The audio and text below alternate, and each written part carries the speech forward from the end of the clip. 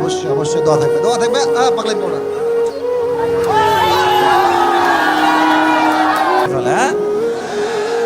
আর যখন সাংবাদিকরা বলে বাবা তুমি কেন কাজটা করলা, তোমার বাবা না দাদার বয়সী, তো মেয়েরা বলে যে আমি তারে ফিল করতে পারি, তার আমার ভাল লাগে। বাটপারি করার জায়গা পান না, তাই না? It's not about feelings matter যুবক ভাইরা, it's all about money matter and nothing else. ঠিক কিনা বলো? এই জন্য আমার বোনরা যারা আমাকে শুনছেন ডানে বামে সামনে পর্দা থেকে, মেহেরবানি করে this is my request for all the women, for all the girls, please listen to me with full concentration, pay your attention, মনোযোগ দেন। বিয়ের ক্ষেত্রে যেই মেয়ে জাস্ট টাকা দেখে বিয়ে করে, ওর জীবনে কোনো সুখ সে খুঁজে পায় না। এজন্য যুবক ভাইয়েরা, যদি নিজের ক্যারিয়ারটা সুন্দর করো, জীবনে ভালো মেয়ের কোনো অভাব হবে না। ঠিক কিনা বলো? এক নম্বর message, please focus on your career. আল্লাহ সবাইকে এটা বোঝার তৌফিক দান করুন, সকলে পড়া আমিন। দুই নম্বর মেসেজ, এটা বলেই শেষ করছি, যেহেতু সময় আজকে খুবই কম, ভূমিকায় বেশি সময় আমি নিতে পারবো না। আমার চেহারার দিকে সবাই তাকান, লুক অ্যাট মাই ফেস, দেখা যায় আমাকে মোটামুটি। আমি একটা প্রশ্ন করছি, সবাই জবাব দিবেন। সাউন্ড আরেকটু বাড়ান, বেস বেস, বারবার বলছি বাড়ান রে ভাই, গলায় খুবই সমস্যা, খুবই কষ্ট হচ্ছে কথা বলতে। একটা বড় মাহফিলে সাউন্ড সিস্টেম অলওয়েজ ওকে রাখতে হয়, নয় কথা বলা খুবই সমস্যা হয়ে যায়। আমার মুখে মুরব্বী আব্বাজানরা তাকান, মুরব্বী আব্বাজানরা, যুবকেরা, আমার মুখে এইটা কি? কেশবপুরের মানুষ কথা কয় না কেন? আর আমরা যশোরের মানুষ কথা বলবো কাপুরুষের মতো নয়, বীর পুরুষের মতো কথা বলতে হবে। ঠিক কিনা? এক বাক্যে বলেন আমার মুখে এটার নাম কি? আমাকে অনেস্টলি এটা রিভিউ দেন। অনেকে তো ফুড রিভিউ দেন, আমাকে আজকে আমার দাড়ির রিভিউ দিবেন। আমাকে দাড়ি দেখে অসুন্দর লাগতেছে? আসতে বললেন না? আনস্মার্ট লাগতেছে? ব্যাকডেটেড লাগতেছে? যুবক ভাইরা বলো বলো না। আমি দাড়ি রেখে মনে করি আমি সবচেয়ে বেশি স্মার্ট। আমার একটা ব্যক্তিগত বিশ্বাস বলছি, যেই মুরব্বীর দাড়ি আছে চাপ দাড়ি, কিংবা যেই যুবকের দাড়ি আছে চাপ দাড়ি, সে শুধু পুরুষ নয়, সে সিংহ পুরুষ। ঠিক কিনা বলো? এখন আমি যেটা বলতে চাই সেটা হচ্ছে অনেক মেয়েরা দাড়িওয়ালা যুবককে বিয়ে করতে আজকাল চায় না। তারা বলে দাড়ি আছে তাই আমার পছন্দ হয়নি, আনস্মার্ট লাগে, খ্যাত লাগে। আমি কথা আজকে বেশি সময় নিব না, ক্লিয়ার কাট কথা। যশোরের মানুষ কথা বলে সরাসরি, কোনো ভেজাল নাই। ঠিক কিনা বলে? যেই মেয়েদের দাড়িওয়ালা পছন্দ না, এদের জন্য অনলি ওয়ান অপশন হচ্ছে বিটিএস, হিজড়া, আর কোনো অপশন এদের জন্য নাই। আর আমাদের কথা একটা, আমি দাড়ি রাখবো নবীর সুন্নাহ অনুযায়ী। যেই মেয়ে আমাকে দাড়ির জন্য বিয়ে করবে না, ক্লিয়ার কাট কথা, ও আমার বউ হওয়ার কোনো যোগ্যতা রাখে না। যুবক ভাইয়েরা, এই জন্য আমাকে একটা ওয়াদা করেন, ওয়াদা শেষ, তাফসীর শুরু হবে। সকলেই সকলের হাত বুকে রাখেন। Put your hand on your heart, বুকে হাত রাখেন। সকলেই আমি যা বলবো তাই বলবেন। মাইকম্যান ভাই, সাউন্ডটা কেন বাজতেছে বারবার ঝ্যানঝ্যান করে? বাজানো লাগবে না, একটু আগে ঠিকঠাক ছিল। এখানে এত আমার দুই পাশের বক্সের বেস বাড়ান, মোটা, জাস্ট এনাফ ওইটাই। আর উপরে যে বাজতেছে ধ্যানে লাগবে না ওইটা ভাই, আপনি বেসটা বাড়ান। বুকে হাত আছে সবার? আমি যা বলি you have to repeat after me. আমি যা বলবো তাই বলবেন। সকলে এক বাক্যে বলেন, হুজুর। এটা কোনো আওয়াজ হইল আপনাদের? এত হাজার হাজার মানুষ, লাস্ট চান্স, বলেন সবাই হুজুর। হ্যাঁ, গুড সাউন্ড। বলেন সবাই, আমরা ওয়াদা করছি আজ থেকে চাপ দাড়ি রেখে দিব, দাড়ি আর কখনো আমি কাটবো না। সকলেই হাত তুলে বলেন ইনশাআল্লাহ। আল্লাহ কবুল করুন, সকলে পড়া আমিন। আজকের মাহফিলে যদি একজন যুবক দাড়িওয়ালা হয়ে যায়, এটাই আমার জন্য বড় সফলতার কারণ হবে। আর একজন যুবক যদি 5 ওয়াক্ত নামাজি হয়ে যায়, আজকের মাহফিলটা সফল হয়ে যাবে। ঠিক কিনা বলে? আসুন আমরা 3টা তাকবীর দেই আল্লাহর নামে। 3টা তাকবীর শেষ হলে আমরা আয়াত থেকে তাফসীর পেশ করব। সকলে একটু গলাটা ক্লিয়ার করে নেন। এমন তাকবীর দিবেন যেন এটা প্রমাণ হয়ে যায় যশোরের কেশবপুরের মানুষ যখন কথা বলে এরা বিড়ালের মতো ম্যান করে নয়, সিংহের মতো গর্জন দিয়ে কথা বলতে এরা পছন্দ করে। 3টা তাকবীর দিবেন আওয়াজ করে। আব্দুল আলিম কোথায় ভাই? সাউন্ডটা বুঝাই দিয়ে আসেন তো, পাচ্ছেন না সাউন্ডটা, বুঝাই দিয়ে আসেন। 3টা তাকবীর দিবেন, লিল্লাহি তাকবীর। না হয় নাই, মন মতো হয় না, এটা বিড়ালের মতো হয়ে গেছে। আসলে ঠিক বলছেন আপনি, আবার জোরে দেন। 2টা সুযোগ আছে, আরো 2টা। লিল্লাহি তাকবীর। এই কিছুটা লাইনে আসছে। শেষ ভালো যার, শেষ ভালো যার। Let's try again for the last time. লিল্লাহি তাকবীর। এবার হাত তুলে দেন। আল কোরআনের আলো,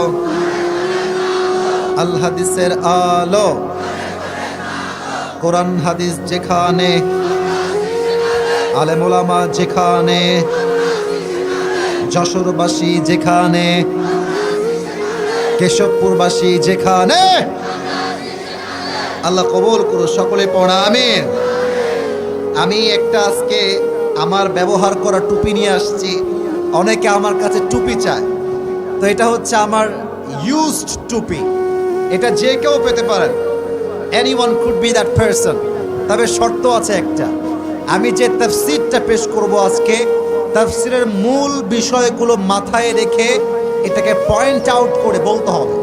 যদি কেউ শেষে গিয়ে বলতে পারে, তার জন্য আমার টুপিটা আজকে তাকে আমি উপহার দিব। রাজি আছেন? এতটা স্পেশাল উপহার নিয়ে আসলাম, তো ইনশাআল্লাহ নাই জোরে সোরে। আল্লাহ যেন যে কোনো একজন যুবককে কবুল করে। সকলে পড়া আমিন। আজকে আমরা কোরআন থেকে তাফসীর শুনবো যেই সূরার থেকে। এই সূরাটার নাম হচ্ছে সূরাতুল আসর। এক বাক্যে বলেন সূরাটার নাম কি? সূরাতুল আসর। যেই পাড়ায় এই সূরাটি অবস্থিত, পাড়াটার নাম হচ্ছে 30 নম্বর পাড়া। কত নম্বর পাড়া? 30 নম্বর পাড়া। এই সূরাটা হচ্ছে 103 নম্বর সূরা। জোরে সোরে বলেন কত নম্বর সূরা? এই সূরার আয়াত সংখ্যা হচ্ছে মোট 3টা। জোরে বলেন হাত তুলে, কয়টা? আবার তোলে রিপিট করছি যেন আপনার পুরস্কার পেতে সহযোগিতা হয় আপনার জন্য। পারা নাম্বার 30। বলেন পারা নাম্বার কত? সূরাটার নাম কি কে বলতে পারে দেখি? আয়াত সংখ্যা মোট কয়টা? এই সূরাটা কত নাম্বার সূরা? 103। বলেন সবাই কত? 3। 103।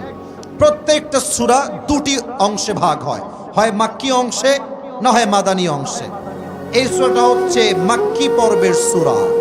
কোন পর্বের সূরা যুবক ভাইয়েরা? This is the basic knowledge about সূরাতুল আসর। এটা হচ্ছে একদম বেসিক নলেজ, প্রাথমিক ধারণা দিলাম আজকে। আজকের তাফসীরটা আমাকে খুবই শর্টকাটে করতে হবে, because I don't have long time. Very short time আমাদের কাছে আছে। যতটুকু পারা যায়, যতটুকু সম্ভব আমরা তাফসীরটা শুনে দোয়া করে তারপরে বাসায় যাব। রাজি আছেন তো ইনশাআল্লাহ? আসুন আমরা তাফসীরটা শুরু করি। এই সূরার ফজিলত বা বৈশিষ্ট্য হচ্ছে কয়েকটা শব্দের মাঝে, কয়েকটা ছোট্ট আয়াতের মাঝে আল্লাহ তাআলা এমন কিছু কথা বলেছেন যেন আল্লাহ তাআলা ছোট্ট একটা ঝিনুকের মাঝে পুরো আটলান্টিক মহাসাগর ঢুকিয়ে দিয়েছে। সুবহানাল্লাহ পড়বেন না আপনারা সবাই? আর একটা কথা মাথায় রাখবেন, এই সূরাতুল আসরটা আমাদেরকে সময়ের একটা শিক্ষা দিয়েছে। সময় মাথায় রাখবেন, সময় হচ্ছে পৃথিবীর সবচেয়ে দামি একটা জিনিস। ইমাম রাজি রহমতুল্লাহি আলাইহি লিখেছেন, একবার তিনি বাজারে বাজার করতে গেলেন। যখন তিনি সূরা আল আসরের তাফসীর লিখছিলেন, তো উনি লম্বা সময় ধরে তাফসীর লিখছেন সূরা আল আসরের, বাট তাফসীরটার উনি পরিপূর্ণ সারাংশ খুঁজে পান নাই। যখন তিনি বাজারে গেলেন, দেখলেন যে ছোট্ট একজন দোকানদার আইসক্রিম বিক্রি করছে, আইসক্রিম। আর বারবার সে বলছে, আমার পুঁজি গলে যাওয়ার আগে আমার আইসক্রিম তোমরা কিনে নাও। তার মানে হচ্ছে, এই মনে করেন এটা হচ্ছে একটা আইসক্রিম বরফ, এটা যদি গলে পানি হয়ে জমিনে পড়ে যায়, এটা কি আর কোনো কাস্টমার কিনতে চাইবে? তাফসীর মনে হয় বোঝেন না। কিনতে চাইবে? চাইবে না। উনি বললেন, এই তো আমি সূরা আল আসরের তাফসীর খুঁজে পেয়ে গিয়েছি। আমাদের জীবনটা হচ্ছে ইটস লাইক আইসক্রিম, বরফের মতো। সময় যাচ্ছে, ঘন্টা যাচ্ছে, দিন যাচ্ছে, বছর যাচ্ছে, হায়াত ফুরিয়ে যাচ্ছে। অতএব অল্প সময়ের এই হায়াতে আমরা স্মরণ রাখবো এক সত্তাকে। আওয়াজ দিয়ে বলেন তো তিনি কে?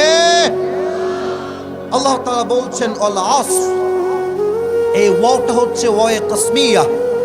ওয়াল আসর মানে হচ্ছে সময়ের শপথ, ইতিহাসের শপথ। আল্লাহ সময়ের কসম কেটেছেন। অথবা আল আসর তার উদ্দেশ্য হচ্ছে আসরের নামাজের সময়। আমরা পড়েছি জোহর, সামনে যেই নামাজটা আসছে এই ওয়াক্তের নাম কি বলেন তো আপনারা সবাই? মাশাআল্লাহ, বলেন সবাই, নাম কি? আসর। আচ্ছা, একটু খেয়াল করবেন, দেখবেন আসর থেকে মাগরিবের যে ওয়াক্ত এটা অলওয়েজ খুবই শর্ট হয়।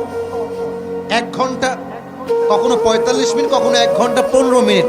দেখবেন যে খেলতে নেমেছেন আপনি, কয়েকটা 6 মেরেই পারেন, তার আগে দেখতে আজান হয়ে গেছে। ঠিক কিনা বলো যুবক ভাইয়ারা? এর দ্বারা উদ্দেশ্য হচ্ছে আসরের নামাজের সময়। কেন? আসরের নামাজ দ্বারা আল্লাহ তাআলা বোঝাচ্ছেন যে সময় খুবই কম, সন্ধ্যা ঘনিয়ে আসছে। আমি যা বলি শুনে নাও, আমি যা বুঝাই বুঝে নাও। ইমাম শাফিঈ রাহমাতুল্লাহি আলাইহি বলেছেন, একজন মানুষের হেদায়েতের জন্য সূরা আল আসরের 4টা মেসেজ তার হেদায়েতের জন্য যথেষ্ট হয়ে যাবে। সুবহানাল্লাহ পড়বেন না আপনারা? এই কসম করে আল্লাহ একটা মেসেজ দিচ্ছেন। আল্লাহ বলছেন, ইন্নাল ইনসানা লাফি খুসর, all the mankind in this world they are in danger. এই পৃথিবীর সমস্ত মানুষ ক্ষতিগ্রস্তের শামিল, সবাই বিপদগ্রস্ত। কেমনে বিপদগ্রস্ত আমি একটু বোঝাচ্ছি, তারপর 4টা গুণ বলবো। আমি প্রথমে মেয়েদেরকে হাইলাইট করছি। কিছু মেয়েরা এখানে আসছে, বোনেরা, কিছু কথা বলতে জন্য বলতে চাই। মাথায় রাখবেন আমার প্রিয় বোনেরা, আমি সম্মানের সাথে বলছি, উইথ ডিউ রেসপেক্ট। কথা একটু জোরে বলছি, বিকজ সাউন্ড সিস্টেম আমার মন মতো হচ্ছে, তাই আমাকে জোরে কথা বলতে বাধ্য হতে হচ্ছে। মেয়েদের জন্য প্রথম কথা আমার, বোরকা পরলেই শুধুমাত্র দিনদার মেয়ে হওয়া যায় না। তোমরা কি একমত যুবক ভাইরা আমার সাথে? অনেক মেয়ে দেখবেন বোরকা পরে 3-4টা প্রেম একাই করে বেড়াইছে। আমরা যেই মাসে আছি, মাসটার নাম হচ্ছে ফেব্রুয়ারি মাস। এই ভালোবাসার দিবসে অনেক মেয়েকে আমি দেখেছি আমার রাস্তার সামনে যাচ্ছে বোরকা পরে ফসফস করে বাঁচছে। যুবক ভাইরা, আমি কোনো মেয়েকে অসম্মান দিচ্ছি না। আমার কথা একটা, যদি আপনার এগুলো করতেই মনে চায়, আপনি বোরকা কোন কারণে পরলেন? আপনি জিন্সের প্যান্ট পরে করে বেড়ান, সব ঠিক কিনা বলো যুবক ভাইরা? বোরকার বদনাম কেন করবেন আপনি? আপনি বোরকা পরে এইসব করেন, আপনার মতো চরিত্রহীন মেয়ের জন্য হাজার হাজার চরিত্রবান মেয়ের বদনাম হয়ে যায়। ঠিক কিনা বলো? মেয়েরা ক্ষতিগ্রস্তের শামিল, কারণ তারা আজকে বেপর্দা হয়ে গিয়েছে। 2, অনেক মেয়েরা আজকে ক্ষতিগ্রস্ত হয়েছে সামান্য একটা অ্যাপস, এর নাম হচ্ছে টিকটক। তোমরা কথা আসতে বললে আমি তাফসীর পেশ করতে পারবো না। আমার কথা ঠিক না বেঠিক আগে বল। এরকম মেয়ে বাংলাদেশে আছেন যুবক ভাইয়েরা? আপনি বলবেন, হুজুর আপনিও টিকটক চিনেন? না চিনে উপায় কি? এখনকার 5 বছরের বাচ্চারাও টিকটক চালায়। 6 বছরের মেয়ের বয়স ভিডিও বানাচ্ছে, জান আমি তোমাকে ছাড়া বাঁচবো না, লে ঠেলা। আপনি যাবেন তো যাবেন কোথায়, বলবেন তো বলবেন কি? ঠিক কিনা বলেন? 2 নাম্বার কারণ মেয়েরা আজকে ধ্বংস হয়েছে টিকটকের কারণে। শুধু মেয়েরা নয়, যুবকরাও শেষ হয়ে গিয়েছে। আচ্ছা, টিকটক করে কোনো টাকা কি ইনকাম হয়? কি করো তোমরা? ফালতু কাজ, মিনিংলেস কোনো কাজ নাই মিয়া। এই টিকটক বাদ দিয়ে ঠিকঠাক কাজ করো, জীবনের সামনে কাজে আসবে তোমার। আল্লাহ বোঝার তৌফিক দান করুন। সকলে পড়া আমিন। 3 নাম্বার, মেয়েরা ক্ষতিগ্রস্ত এই জন্য, ঠিক করে দেন, ঠিক করে দেন ভাইজান, আপনি এগুলো কইরেন না, ঠিকঠাক রাখেন ভাই। এত হাজার হাজার মানুষ আসছে, আমরা চাই আজকের মাহফিলটা সুন্দর সফলভাবে শেষ হবে। ঠিক কিনা বলে? আমি যেটা বলছিলাম, বেশিরভাগ মেয়েরা বিপদগ্রস্ত এই জন্য, তাদের চরিত্রে কালেমা লেপন হয়ে গিয়েছে, চরিত্র নষ্ট হয়ে গিয়েছে। আমি প্রত্যেকটা মেয়েকে অসম্মান করি না, প্রত্যেকটা মেয়েকে আমি সম্মান করি, কারণ আল্লাহ আমাকে নিজেকেই দুইটা বোন দিয়েছে। আচ্ছা, আমরা বোনদেরকে সম্মান করি কি করি না? হাত তুলে বলেন, করি কি করি না? হাত নামান। মেয়েদের চরিত্র নষ্ট করে আমি বলি, একটু বুঝাই বলি। অনেক মেয়ে আছে দেখবেন, যুবকদেরকে পেছন পেছন ঘুরাইতে খুব ভালো লাগে এদের। হ্যাঁ, নাকের ডগায় দড়ি লাগায় ঘোরায়, এলাকার 4 গ্রামের সবচেয়ে তার পেছনে ঘুরে সে খুব মজা পায়, খুব মজা লাগে তার একেবারে। তো বোনেরা আমার, মেহেরবানি করে এই কাজটা করবেন না।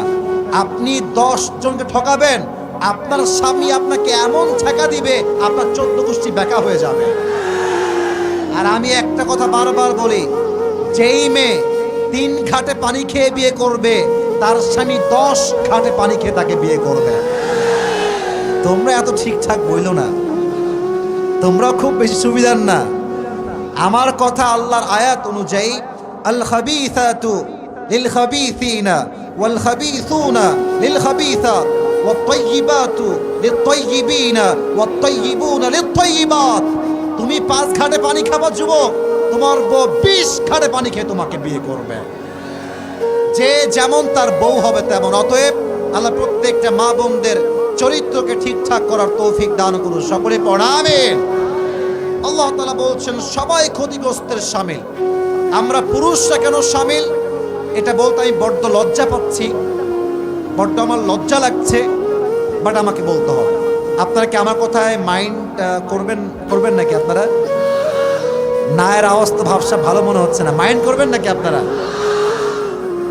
মুরব্বী আব্বাজানের কাছে আমি আগে মাপ চাচ্ছি কথা বলার জন্য, মুরব্বীদের কাছে আমি মাপ চাচ্ছি, মুরব্বী যারা আছেন আমি এটার জন্য আগে মাপ চাচ্ছি, কিন্তু বলতে হবে আমাকে। অনেক যুবকদের যৌবন বিয়ের আগেই তারা নষ্ট করে ফেলছে। মাপ চাচ্ছি, মাপ চাচ্ছি। বাট যুবকদেরকে বলবো, যুবক ভাইয়েরা, বিয়ে কিন্তু জীবনে করতেই হবে। অতএব বিয়ের আগে যেই যৌবনকে নষ্ট তুমি করছো, তুমি তোমার বউয়ের কাছে কাপুরুষের মতো তোমাকে বাঁচতে হবে, ঠিক কিনা বলো যুবক ভাই? বিয়ের আগে যৌবনটাকে নষ্ট করে দিও না। আমি কি বুঝাইছি? বুঝলে বুঝ পাতা, না বুঝলে আল্লাহ যুবকদেরকে এই সমস্ত বাজে কাজ থেকে হেফাজত করুন। সকলে পড়া আমিন। এবার আল্লাহ তাআলা 4 ধরনের লোককে বের করছেন। আল্লাহ বলছেন সবাই বিপদগ্রস্ত, সবাই অসফল, বাট 4টা গুণ যে অর্জন করবে সে হচ্ছে আল্লাহর চোখে সবচেয়ে বেশি সফল। সুবহানাল্লাহ পড়বেন না আপনারা সবাই? 4টা গুণ। নাম্বার 1, ইল্লাল্লাযীনা আমানু, the person who has the faith, সেই ব্যক্তি যার হৃদয় ঈমান আছে এক সত্তার উপরে। আওয়াজ দিয়ে বলেন তিনি কে? ঈমান মিন্স বিলিভ, রেকগনাইজেশন, বিশ্বাস এবং স্বীকৃতি। এই ঈমানটা শুধুমাত্র থাকলেই হয় না, বাস্তবিক কাজও ঈমান লাগবে। আমাদের হুজুরদের ঈমান বড় দুর্বল হয়ে যাচ্ছে আজকাল। আমরা হক কথা বলতে বড্ড ভয় পাই, কারণ হক কথা বললে আমাদেরকে জেলখানা লাগে, ঠিক কিনা বলো যুবক ভাইরা? তবে একটা কথা বলতে চাই, সত্য কথা, এটা বলতে আমি কখনো ভয় পাই না যুবক ভাইরা। আমাদের নেতা যারা হবে, কথা স্পষ্ট, কোনো ভয় নাই। নেতা যে হবে সে নামাজি হলে, ইমানদার হলে সে আমার নেতা হওয়ার যোগ্যতা রাখে। যদি সে নামাজি না হয়, ইমানদার না হয়, সে আমার নেতা হওয়ার চুল পরিমাণ কোনো যোগ্যতা রাখে না, ঠিক কিনা বল? কেন বললাম? কারণ আমাদের দেশে নর্তকীরাও আজকাল সংসদের চান্স পেয়ে যায় আর গিয়ে বক্তব্য দেয়, আমরা তো বুখারী শরীফ পড়ি। ওরে বাপ রে বাপ, বুখারী পড়ে, তিরমিজি পড়ে, ফাইটটা যায়। সারা জীবন নোংরামি করে মানুষের নেতৃত্ব দেওয়া যায় না যুবক ভাইরা, ঠিক কিনা বলো? অথবা আমাদের কথা একটা, ইমানদার হবে যে নেতা হবে সে, ঠিক কিনা বলো? এবার একটা প্রশ্ন করি সবাইকে। সাহাবা ইকরামদের মাঝে একজন সাহাবী যাকে বলা হতো বীর পুরুষ, মহানায়ক, রাষ্ট্র খলিফা, যিনি অর্ধ জাহানের খলিফা ছিলেন, তার নাম কি কে বলতে পারে? তার ঈমান কি কম ছিল না বেশি ছিল? আমি কয়েকটা এক্সাম্পল দিচ্ছি, সব হাদিস বলার সময় আজকে আমার কাছে একদমই নাই। প্রথম হাদিস, ঈমান কাকে বলে দেখেন, আল্লাহর ভয় কাকে বলে একটু বোঝার ট্রাই করেন। আচ্ছা আমার দিকে সবাই তাকান, আমার দেহে যে জামাটা আছে এটা কি পাঞ্জাবি না জুব্বা? মুরব্বী আব্বাজান, যুবক ভাইরা বলেন দিকে, এটা কি পাঞ্জাবি না জুব্বা? জুব্বা। বুঝে বলছেন তো আপনারা কি? আমি একটু বুঝাই বলি, যদিও সবাই জানেন বাট বোঝাচ্ছি হাদিসটা বলার জন্য। পাঞ্জাবি দেখবেন এই হাঁটু পর্যন্ত আসে, হ্যাঁ? হয়তো হাঁটুর উপরে অথবা হাঁটুর নিচে। হাঁটুর উপরে বলা হয় শর্ট পাঞ্জাবি, আর হাঁটুর নিচে গেলে বলা হয় লং পাঞ্জাবি। আর জুব্বা যেটা হয় অ্যারাউন্ড গোল হয়, আর এটার এই হাঁটু পর্যন্ত আসে না, এটা যায় টাকনু বরাবর। ঠিক কিনা বলেন যুবক ভাইরা? আচ্ছা এবার হাদিস শোনাই। একবার ওমর ফারুক রাদিয়াল্লাহু তাআলা আনহু মসজিদের মেম্বারে দাঁড়িয়ে জুমার খুতবা দিচ্ছেন। লম্বা একটা জুব্বা পরে আছেন তিনি। তার জুব্বা এত বেশি লম্বা, তার জুব্বাটা ঝুলে টাকনুর নিচে এসে ঝুলে